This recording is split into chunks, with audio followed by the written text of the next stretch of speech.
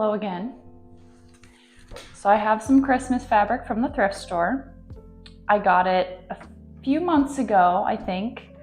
So I've had a few months to do something with it, but now that Christmas is coming up in a few days, I think it's about time to actually do that. So I have about 2 yards, and my vision for this project is a table runner, about as long as I can get out of it for this table.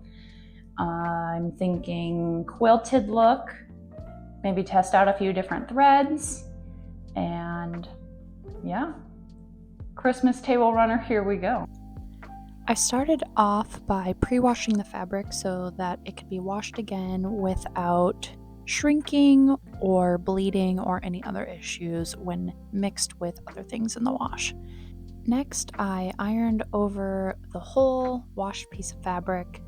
This part I knew didn't have to be perfect, but I just wanted to get out most of the wrinkles so that I wasn't sewing wrinkles into the piece. Then I went ahead and measured the table for width and decided on a 10-inch wide strip for the table runner. To cut the strips, I measured the fabric with my ruler and found a feature within the pattern that lined up with 10 inches, and that way I was just able to follow that feature all the way up the fabric, double checking that 10 inches still lined up with that feature as I went. But the fabric pattern was pretty straight, so just followed that feature all the way up and repeated this process for 2 whole strips. Next, I lined up my strips with wrong sides together so that way there was the lovely pattern on both sides and pinned it together. So this way I would have a reversible table runner with the pattern on both sides. As I went through and pinned these 2 pieces together, I made sure that the pieces were thoroughly lined up and smoothed out the fabric so that way there wouldn't be any wrinkles or mismatch in the pieces. I decided on a beveled edge instead of having the table runner be a large rectangle. So to do this, I lined up my corners on my cutting mat with the 45-degree angle cut and cut off every corner in the same fashion to create what I thought was a nice variation in the large rectangle shape. To make sure all the corners ended up the same, I would line them up with the same grid squares in each direction, so that way I was cutting not just at the same angle, but the same amount of fabric off of each corner. I then used these corner pieces as test fabric for the different colors of threads that I wanted to try. So for this project, I bought a bright red and a white that I thought would be complementary but different, and here are some videos of the thread options. Of these 2, I loved the red. I thought it went better with the gold to create the Christmas look that I was going for. To get the quilted look I wanted, I decided to put in a diagonal stitch in between every other space of the fabric pattern. So for this part, I mostly eyeballed it. The features of the pattern were close enough together that I could somewhat line them up with my foot, and also tried to keep the back and forth stitch at the beginning and end as close to the edge as possible, so that way hopefully the trim would cover it up. As I went along, I moved pins as needed, but attempted to keep as many of them in place as possible so as to hold the fabric together and not create any mismatch or wrinkles in the fabric. As I went along, I also eventually had to start rolling up the table runner because it was just getting way too long. You can see it here. I even pinned it to hold it in place as I then continued to sew through all these diagonal stitches. Quilting through the fabric like this really reminded me how long 2 yards actually is. And at this point, towards the end here, I was getting very glad that I had decided to only do diagonally through the pattern one way instead of both ways to create kind of a diamond pattern. After I got done with this quilting portion, I made sure to go through on either side of the strip of fabric and cut off all the loose threads in preparation for the trim. didn't want any threads sticking out of the trim or getting in my way when sewing the trim on. I decided on a 2-inch wide strip in order to create the trim, and I cut this piece similarly to the 10-inch wide strips for the runner, where I found a feature that lined up with 2 inches, and I followed that all the way up the pattern. Again, this worked pretty well since the pattern was straight, and I repeated this process 3 times to have enough trim to go around the whole thing.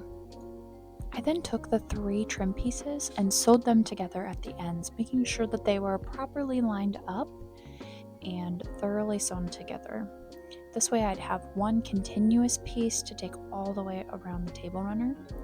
And I also cut off a little bit of the excess fabric in order to make it easier to iron them down and make them lay flat. In order to prep the trim pieces for sewing onto the table runner, I first ironed them in half, making sure that the edges were thoroughly lined up, and after I had ironed it, I would pin the pieces together so that way as the fabric cooled, hopefully it would set in that position. When I got to a location where I had sewn the trim pieces together, I would make sure to press that seam flat before ironing the piece in half so that way it would lay as flat as possible. After the whole length of the trim was ironed in half, I moved on to the next portion, which was taking the raw edges on either side and folding them towards the crease that we had created in the middle of the strip. I would then iron down these 2 new creases and iron the whole thing in half so that way the raw edges were encapsulated within the folds of the material. This whole process kind of reminded me of making a paper airplane, oddly enough. I suppose the main difference between this process and the paper airplane would be that I've never made a paper airplane that was 6 yards long and I've never had to iron it. But the initial folding is similar, I would say. Once all the folds were ironed, I would put a few more pins in to hold my work in place and let it cool in that position again. Once the whole length of trim was ironed in this way, I then began the process of pinning it to the table runner.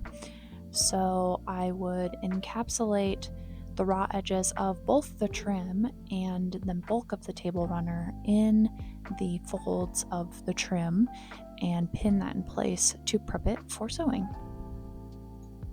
As you're pinning on the trim, you want to make sure that you leave a little bit of excess at the end so that you have the ability to overlap the edges of the trim. To sew on the trim, I made sure to line my needle up close to the inside edge and tried to find a place on the foot to line it up with so that way I could keep it pretty consistent throughout the entire length of the table runner.